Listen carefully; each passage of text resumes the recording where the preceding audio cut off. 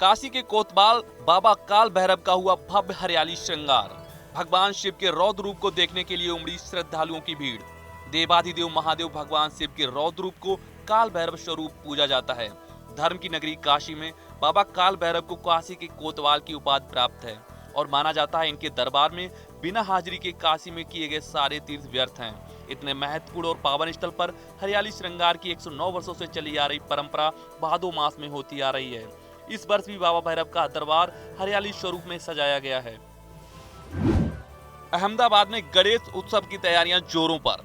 स्कूली बच्चों ने बनाई पर्यावरण अनुकूल गणेश मूर्तियां। अहमदाबाद में गणेश उत्सव की तैयारियां स्कूलों में भी दिखने लगी हैं। गणेश चतुर्थी उत्सव से पहले स्कूली बच्चों ने पर्यावरण अनुकूल गणेश मूर्तियां बनाई हैं।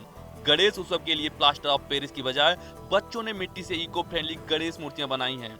गणेश चतुर्थी पर पर्यावरण को दूषित होने से बचाने के लिए स्कूल की ये पहल शानदार रही है। मथुरा के पागल बाबा मंदिर में ड्रेस कोड लागू। अब जीन्स और फ्रॉक पहनकर नहीं कर पाएंगे दर्शन। वृंदावन मथुरा मार्ग पर पागल बाबा मंदिर में महिला और पुरुष श्रद्धालुओं के लिए सूचना बोर्ड लगाए गए हैं। अगर मॉडर्न कपड़े पहनकर आते हैं तो मंदिर में दर्शन नहीं हो सकेंगे। छोटे कपड़े पहनकर आने वालों को मंदिर में दर्शन नहीं करने दिया जाएगा। पागल बाबा मंदिर में आने वाले भक्तों को हिदायत दी गई है। गया में नहीं लगेगा बाबा बागेश्वर का दिव्य दरबार। पितृपक्ष के चलते प्रशासन से नहीं मिली अनुमति। गया में बाबा बागेश्वर धाम के लगने वाले दिव्य दरबार को जिला प्रशासन की अनुमति नहीं मिली है, जिसके चलते उनका कार्यक्रम रद्द हो गया है। पितृपक्ष मेले में श्रद्धालुओं की भीड़ के चलते प्रशासन ने दरबार लगाने की अनुमति देने से इनकार किया है। महाकाल की नगरी में शिप्रा नदी ने दिखाया रौद्र रूप। शिप्रा नदी में बाढ़ से डूबे रामघाट के कई मंदिर। उज्जैन में लगातार हो रही भारी बारिश के कारण शिप्रा नदी उफान पर है। महाकाल की नगरी में शिप्रा नदी अपना रौद्र रूप दिखा रही है। शिप्रा नदी में बाढ़ के कारण रामघाट के कई मंदिर डूब गए हैं। आइए ज्योतिर्विद शैलेंद्र पांडे जी से जानते हैं 17 सितंबर 2023 का पंचांग। दिनांक 17 सितंबर 2023, दिन रविवार, तिथि है भाद्रपद शुक्ल पक्ष की द्वितीया तिथि, सुबह के 11:08 तक। नक्षत्र है हस्त नक्षत्र, सुबह के 10:02 तक।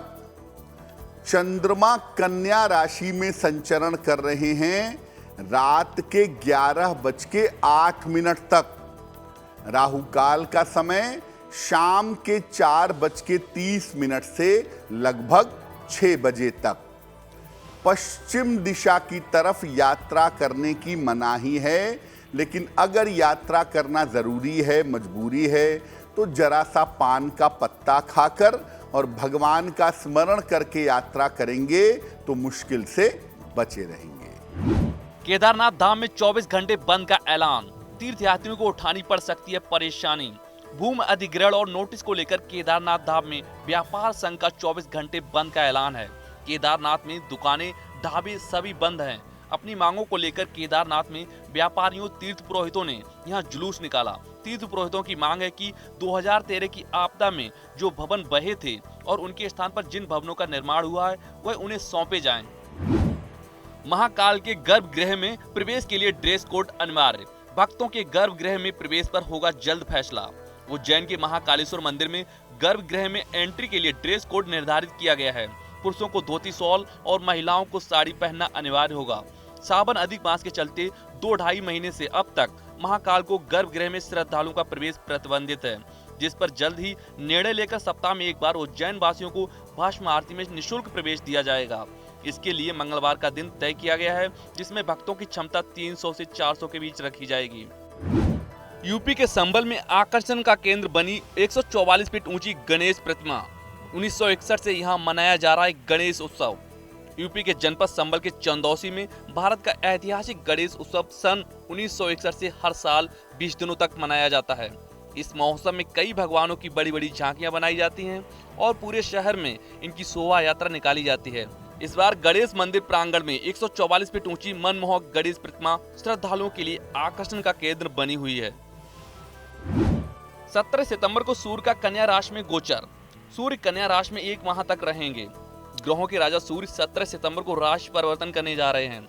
सूर्य देव 17 सितंबर को दोपहर 1:42 पर कन्या राशि में प्रवेश करेंगे। सूर्य एक राशि में करीब 30 दिनों तक रहते हैं। इस तरह से ये सूर्य 18 अक्टूबर को सुबह 1:42 तक कन्या राशि में रहेंगे और इसके बाद तुला राशि में प्रवेश कर जाएंगे। 23 सितंबर को मनाई जाएगी राधा अष्टमी। वृंदावन के मंदिरों में होगी भक्तों की भीड़। राधा अष्टमी का पावन पर्व मनाने के लिए वृंदावन में तैयारी जोर शोर से चल रही है।